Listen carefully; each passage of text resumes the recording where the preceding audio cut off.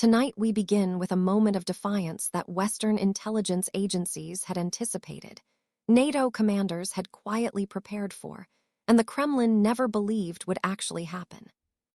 A moment that unfolded not over weeks of careful deliberation, but in a matter of hours. Hours that shattered the illusion of Russian intimidation. Hours that demonstrated Ukrainian resolve in the most dramatic fashion imaginable. Hours that may have permanently changed the psychology of this conflict. What Vladimir Putin did this morning was draw a red line, an explicit, unmistakable red line directed at Washington and London. And when that red line was drawn, Kyiv did not step back. They did not pause. They did not convene emergency meetings to discuss the implications. They smashed through it immediately. They responded with fury, with precision, and with a message that reverberated from the Kremlin to the corridors of power in every Western capital. Tonight, we are witnessing what happens when a dictator's bluff is not just called, but answered with fire. For several weeks now, there had been whispers, not official intelligence assessments, not formal diplomatic warnings, just whispers, that Vladimir Putin was preparing something designed to fundamentally alter the dynamics of Western support for Ukraine. Putin has been threatening, yes, but he has been theatrical in his threatening. His warnings have followed a certain pattern, a rhythm, almost a script that Western analysts had memorized. The pattern was predictable. Escalate rhetoric, make nuclear references, watch Western media react, then settle back into conventional warfare while claiming the threats had deterred some imaginary Western escalation. But what set off alarm bells in Washington, London, and Brussels this week was that the pattern broke. Intelligence analysts who monitor Russian state television, encrypted military communications, and diplomatic back channels know the indicators. The sudden appearance of Putin on state media, outside his normal schedule. The unusual coordination between the Foreign Ministry and the Defense Ministry. The repositioning of strategic assets that typically signal preparation for major announcements. The sudden silence from normally vocal Kremlin propagandists. All of that happened simultaneously. And whenever Vladimir Putin coordinates his messaging apparatus this precisely, it means something significant is coming.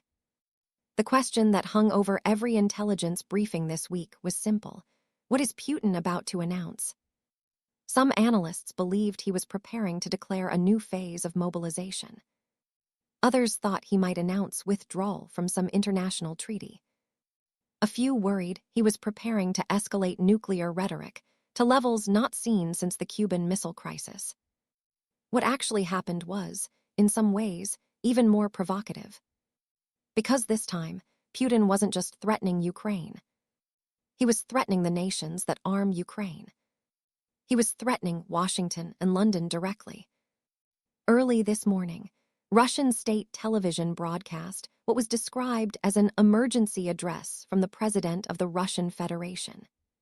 Putin appeared not in the ornate Kremlin halls typically used for major announcements, but in a military command center, a deliberate staging choice designed to project a wartime footing.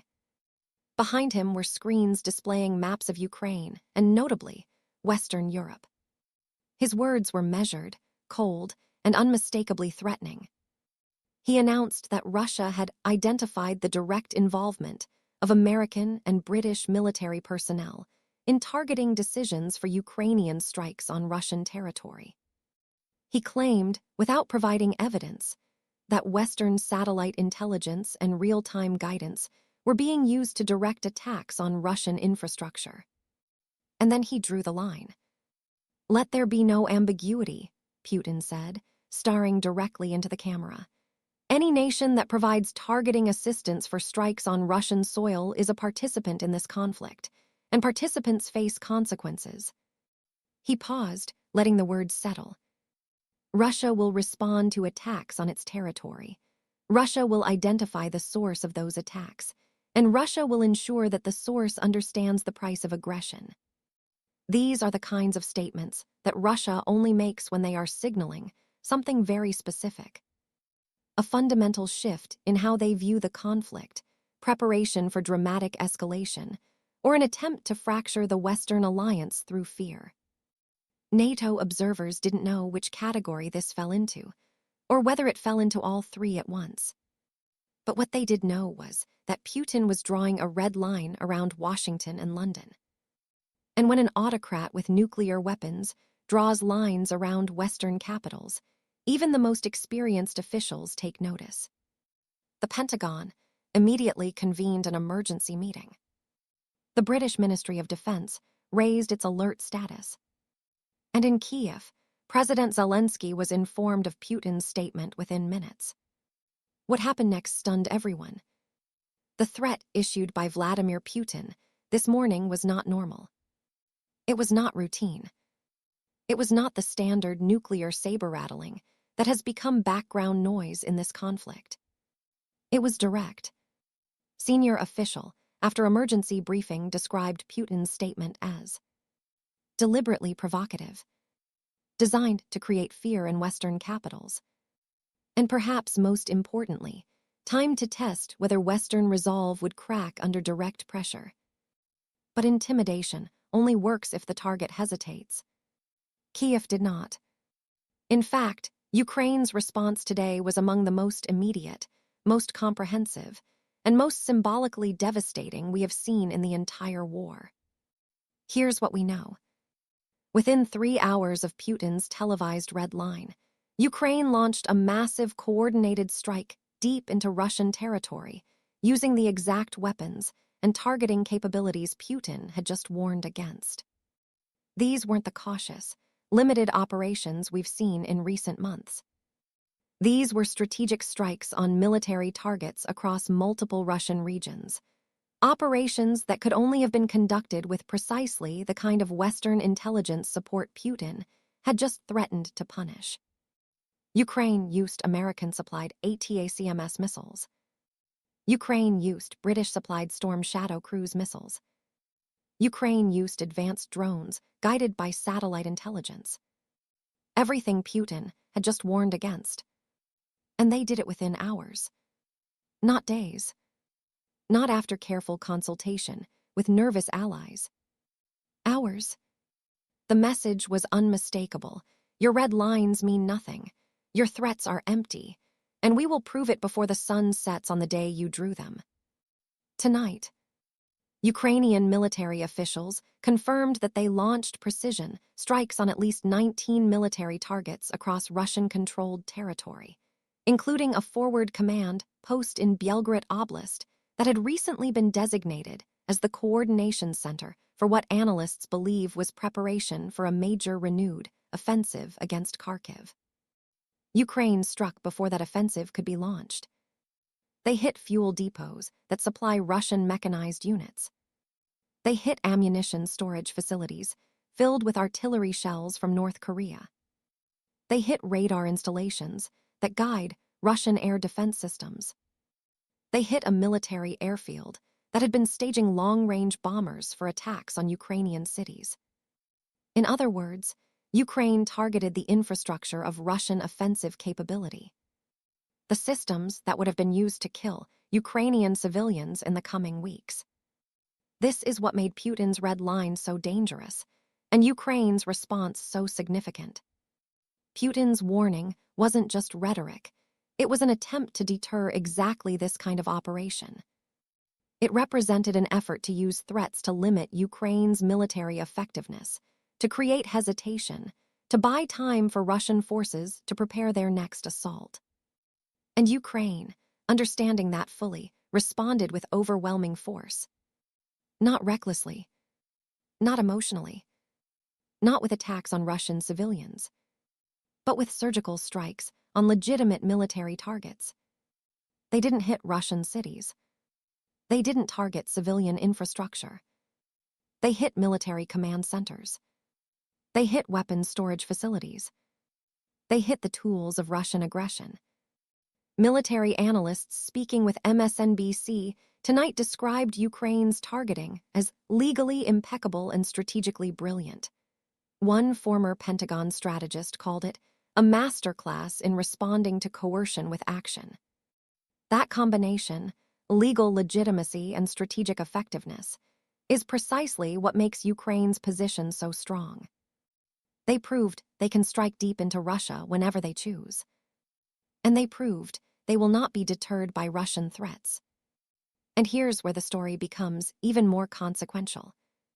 Intelligence analysts now believe that Putin's red line this morning was designed to probe the cohesion of the Western alliance at a moment of perceived vulnerability. Putin wanted to see whether Washington would pressure Ukraine to stand down. He wanted to see whether London would distance itself from Ukrainian operations. He wanted to see whether the threat of direct consequences against Western nations would create the kind of fear and division that has so far eluded him. But instead, the opposite happened. Neither Washington nor London wavered. They issued a joint statement within hours that was so defiant, so resolute, that Russian state media spent the rest of the day trying to spin it as something other than what it clearly was: complete and total rejection of Putin's ultimatum. You don't get the Kremlin's attention easily. But today, the Western alliance did. And Ukraine got it even more directly. Defense officials speaking with NBC News under anonymity described Putin's red line as coercive theater, an attempt to manipulate Western decision-making without actually having the capability to follow through. But Ukraine proved today that they remain both capable and willing to call that bluff. Their strikes were not only precise, they were timed so deliberately, so immediately after Putin's statement, that the symbolism was unmistakable. That timing matters because it shows confidence. It shows that Ukraine is not afraid of Russian escalation. It shows that Ukraine will not wait for permission from anyone. They are setting the terms of this conflict. They are demonstrating that Putin's threats have no power over their decision-making. And they are showing the world what happens when a nation refuses to be intimidated. As reports continued coming in throughout the evening, we learned more about the scale of Ukraine's response. Ukrainian Air Force units carried out strikes on 4 Russian military airfields, forcing the Russian Air Force to scramble aircraft and reportedly damaging multiple bombers on the ground. Ukrainian long-range missile units targeted railway infrastructure that had been used in the last week to transport Iranian-supplied drones to frontline staging areas. Ukrainian naval drones operating in the Black Sea reportedly struck 2 Russian patrol vessels, including one that had been involved in blocking Ukrainian grain shipments. Ukrainian special operations forces conducted simultaneous sabotage operations against fuel pipelines that supply Russian operations in occupied Crimea. This wasn't just retaliation.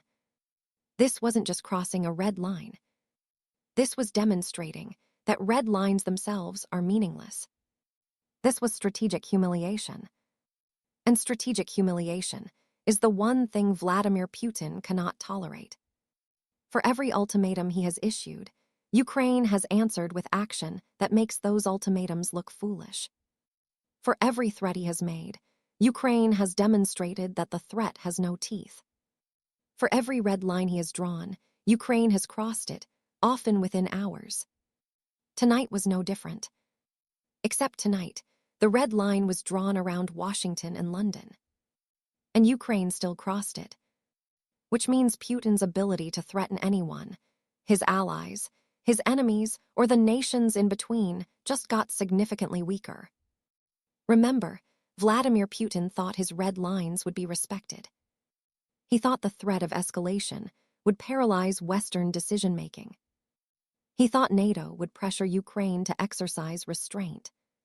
He thought Washington and London would choose safety over solidarity.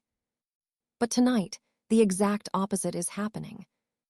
Ukraine is striking deeper into Russia than ever before, using Western weapons. Washington and London are standing firm, refusing to condemn the strikes. And Putin's threats are being treated not as warnings to be heeded, but as challenges to be overcome. This is not the war Vladimir Putin planned. This is not the conflict he described to the Russian people. This is not the easy victory he promised 3 years ago. And every time he draws a red line, every time he issues an ultimatum, every time he threatens consequences, Ukraine demonstrates that he lacks the power to enforce his own words. That is the definition of strategic failure. And tonight, that failure was broadcast to the entire world.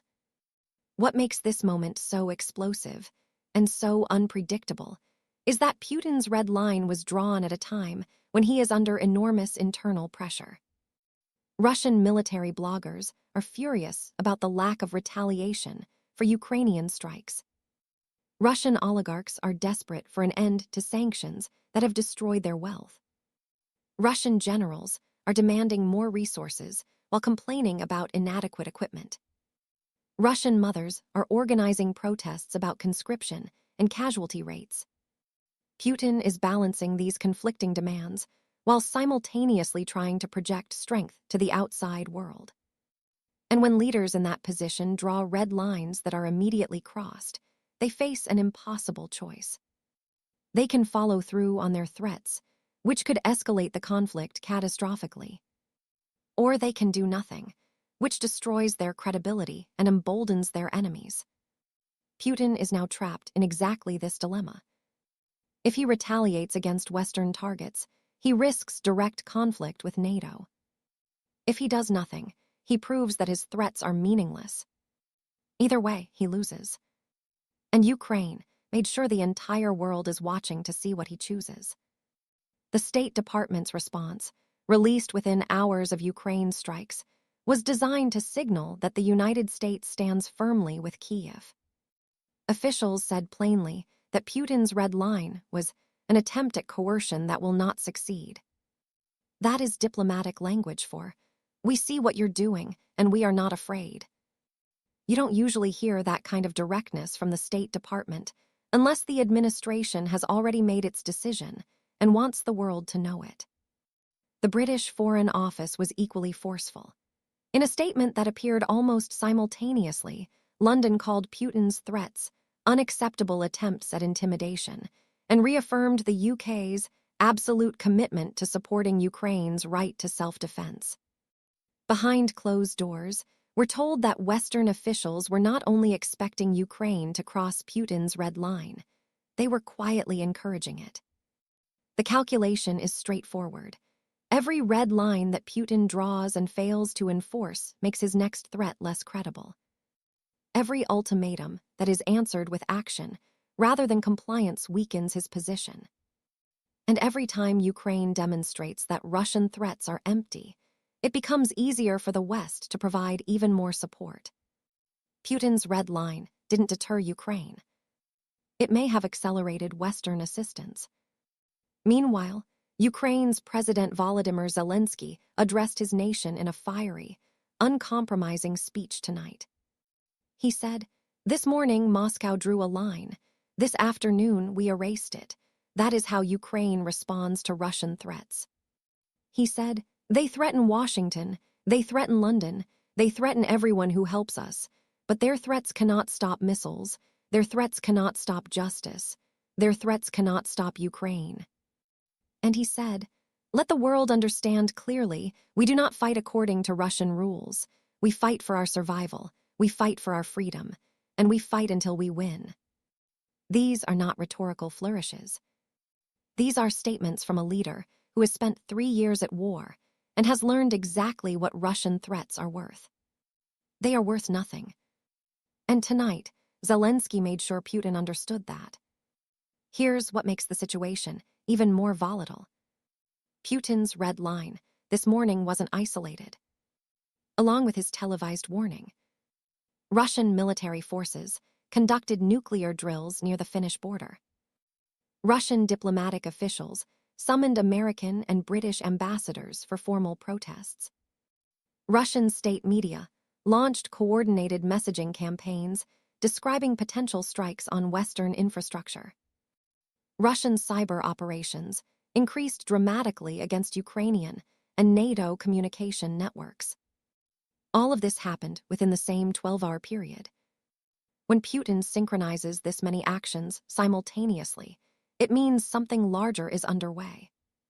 It means he is either preparing for genuine escalation or desperately trying to create the appearance of escalation to mask his actual weakness. Intelligence analysts lean toward the second interpretation. They believe Putin is trying to project strength precisely because he feels weak. And Ukraine's immediate response today only reinforced that assessment. A leader negotiating from strength doesn't draw red lines that are instantly crossed. A leader negotiating from strength doesn't issue threats that are answered with fire within hours. Putin is not negotiating from strength. He is flailing. And the world is watching. Strategic analysts are now considering several possibilities for what comes next. One is that Putin will attempt some form of limited retaliation, perhaps cyber attacks on Western infrastructure or harassment of NATO aircraft in international airspace. Another is that Putin will escalate his rhetoric even further, making increasingly extreme threats in hopes that eventually someone will take them seriously. A third possibility, the one worrying officials the most, is that Putin will attempt something unprecedented, a strike on a NATO supply line or a Western asset outside Ukrainian territory. But today, Ukraine made the calculus of escalation much more complicated for Putin. They didn't flinch. They didn't hesitate. They didn't ask for permission. They struck. And by striking immediately, within hours of Putin's red line, they demonstrated that Ukrainian decision-making is not subject to Russian intimidation. If Putin retaliates, he risks direct conflict with NATO. If Putin does nothing, his threats become meaningless. Ukraine forced him into that choice. And that, more than any single military operation, is a strategic victory. What we're watching now is a test of credibility. Putin wants to see whether his threats can still influence behavior. Ukraine wants to prove that they cannot. Washington wants to support Ukraine without being drawn into direct conflict. And Moscow wants to avoid the consequences of threats it cannot enforce. All of these objectives are in direct tension. And tonight, that tension reached a breaking point. Putin drew a line. Ukraine crossed it. And now the entire world waits to see what happens next. The next 48 to 72 hours will be critical. Tonight, we've heard from intelligence officials who are now monitoring Russian military communications in real time. They say there are no immediate indications of Russian nuclear movements, which suggests Putin's threats remain rhetorical rather than operational. They say Russian conventional forces are struggling to respond effectively to today's Ukrainian strikes, with multiple units reporting significant damage to command and control infrastructure. And they say Putin's decision to draw such an explicit red line, only to have it immediately crossed, is likely to create internal pressure within the Kremlin to either escalate or change strategy. But Ukraine is not waiting to see what Russia decides. In fact, Ukraine is already conducting follow-up operations. Their response today, immediate, devastating, and perfectly targeted, sent a message to Putin that threats only strengthen Ukrainian resolve. And it sent a message to Washington and London that their support is being used to maximum effect. That Ukraine is not a liability to be managed. Ukraine is a partner to be trusted. And that trust was earned today in fire and steel. As the night continues, we expect more details to emerge about what exactly Putin hoped to achieve with this morning's red line. But what we do know is that Ukraine's response was historic. It demonstrated that Russian intimidation has failed. It proved that Western weapons are being used effectively. And it showed that Ukrainian resolve is unbreakable. What happens next will depend on what Putin does in the coming days. If he backs down, this moment will be remembered as the day his threats became meaningless. If he escalates further, Ukraine and the West have already demonstrated they are prepared to respond. They have shown they have the capability. They have shown they have the will. And they have shown they have the courage. Tonight, Kyiv sent a message to Moscow. Draw all the lines you want. We will cross every single one. And tonight, for the first time in this conflict, Vladimir Putin appears to be speechless. The Kremlin has issued no statement since Ukraine's strikes were confirmed. State media is scrambling to explain what happened. And Putin himself has not been seen publicly. The silence is deafening. And when Putin is silent after being publicly humiliated, it means he is calculating. It means he is trying to figure out how to respond without making his position even worse. Because tonight, Vladimir Putin learned something he should have learned 3 years ago. Red lines only work if your enemy respects them. Threats only work if your enemy believes them. And intimidation only works if your enemy is afraid. Ukraine is not afraid. This story is far from over. But tonight, one thing is absolutely clear. Putin drew a line. Kyiv smashed through it. And the world saw exactly who is winning this war. And we will be here, covering every development as this extraordinary moment continues to unfold.